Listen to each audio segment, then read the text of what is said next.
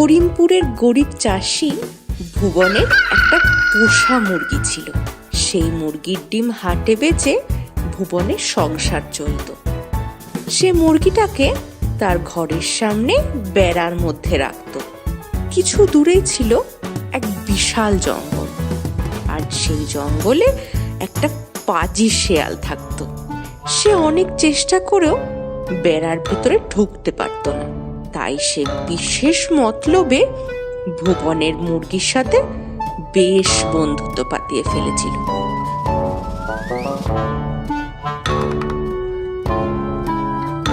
একদিন সন্ধ্যার দিকে মুরগিটা উঠোনে হেঁটে বেড়াচ্ছে।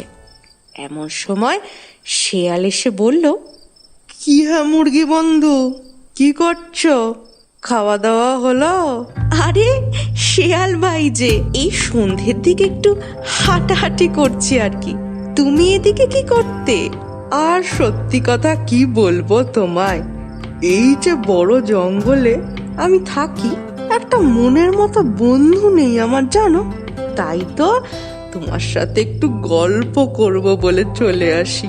আর আর এই যে তোমার মধুর গলার স্বর, আমি তো সকাল সকাল তোমার ডাকে ঘুম থেকে উঠি। তুমি একটু বেশি প্রশংসা করো শেয়াল ভাই। কই, আর তো কেউ এরম বলে না। সেই তো ব্যাপার গো, সবার প্রশংসা করার মতো মন থাকে না। এই যে আমি ভাবি, তো তুমি যদি আমাদের সঙ্গে জঙ্গলে থাকতে কত ভালো হতো। তোমার মিষ্টি মধুর ডাকে সকালের ঘুম ভাঙতো। কি যে তুমি এই বন্দি হয়ে থাকো না, দূর। কি যে বলো, মালিক আমার বড্ড ভালো মানুষ। আমি ডিম দিই রোজ, আর মালিক আমায় পেট ভরে খেতে দেন।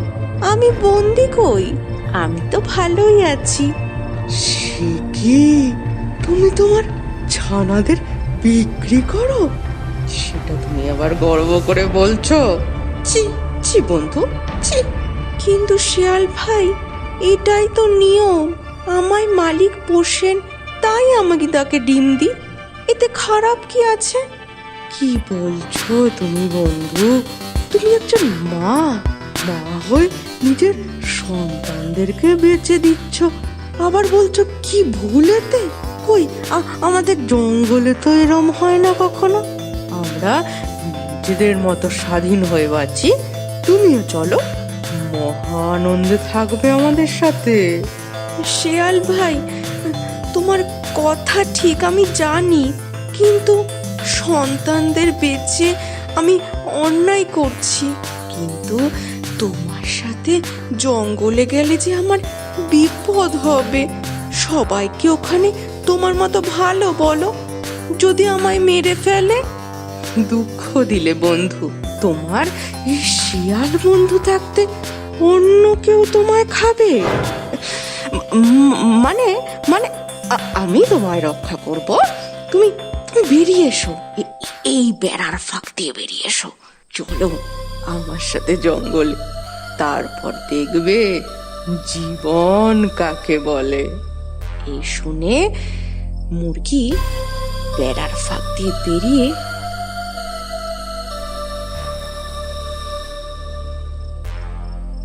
শেয়ালের সঙ্গে জঙ্গলের দিকে যেতে শুরু করলো। কিছু দূর যেতেই ঘাড় মুটকে ধরলো মুরগি।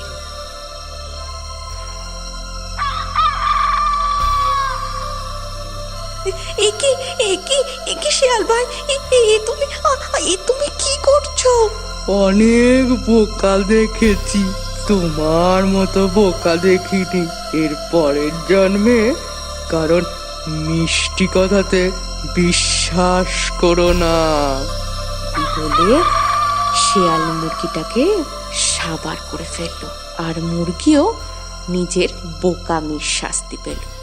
গল্পটা ভালো লাগলে লাইক করুন, কমেন্ট করে জানান কেমন লাগলো, শেয়ার করুন নিজেদের বন্ধু বান্ধব আর রিলেটিভদের সঙ্গে, আর অবশ্যই আমাদের চ্যানেলকে সাবস্ক্রাইব করে দিন।